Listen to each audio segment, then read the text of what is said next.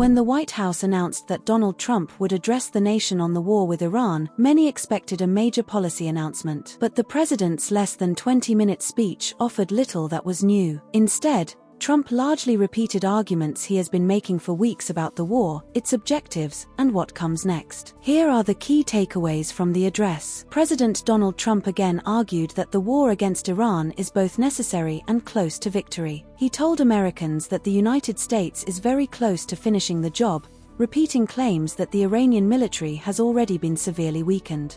Their loved ones said, "Please, sir, please finish the job," every one of them.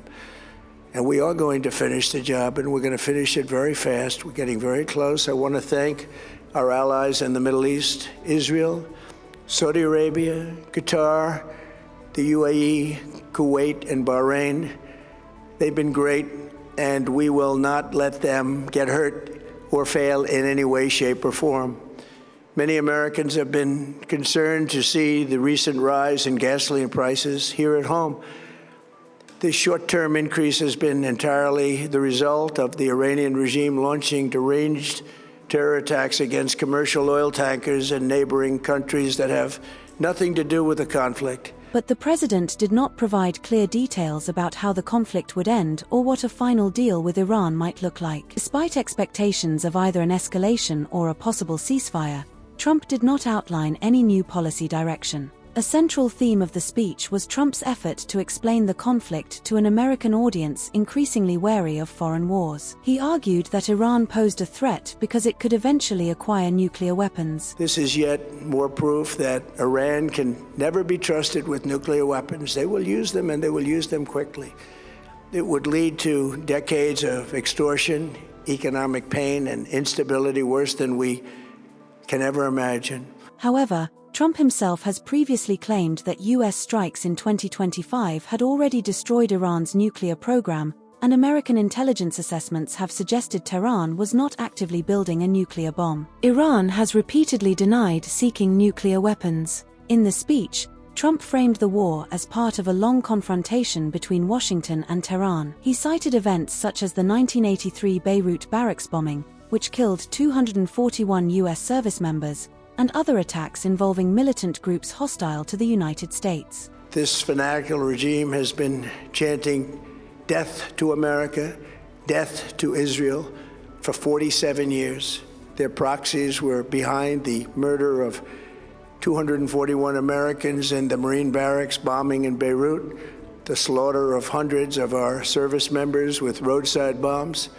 They were involved in the attack on the USS Cole, and they carried out the countless other heinous acts, including the just horrible, bloody atrocities of October 7th in Israel, something that most people have never seen anything like it. However, some analysts point out that not all incidents cited by Trump have been directly linked to Iran, including the USS Cole bombing in 2000, which was carried out by Al-Qaeda. For weeks, Trump has repeatedly suggested that talks with Iran may be underway and that a deal could be close. But in his national address, he did not mention negotiations or diplomacy at all. Another major theme of the speech was Trump's claim that the United States has already achieved significant success. He even suggested that Iran's ruling system has effectively changed, pointing to the deaths of several senior Iranian leaders in U.S.-Israeli strikes. In the meantime, discussions are ongoing. Regime change was not our goal. We never said regime change, but regime change has occurred because of all of their original leaders' death. They're all dead. However, Iran's political structure remains intact.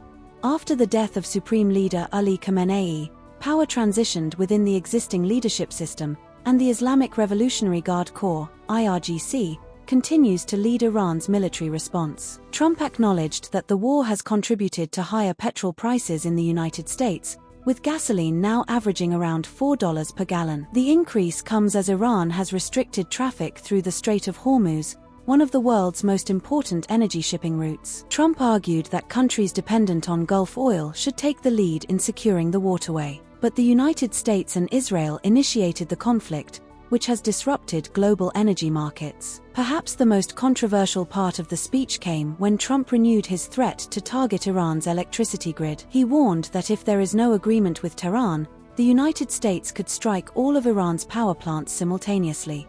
The new group is less radical and much more reasonable. Yet if during this period of time no deal is made, we have our eyes on key targets. If there is no deal, we are going to hit each and every one of their electric generating plants very hard and probably simultaneously.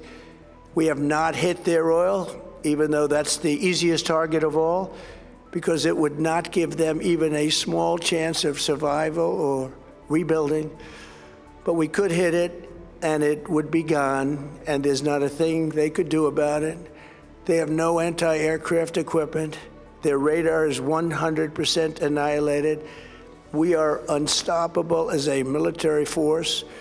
The nuclear sites that we obliterated with the B-2 bombers have been hit so hard that it would take months to get near the nuclear dust, and we have it under intense satellite surveillance and control.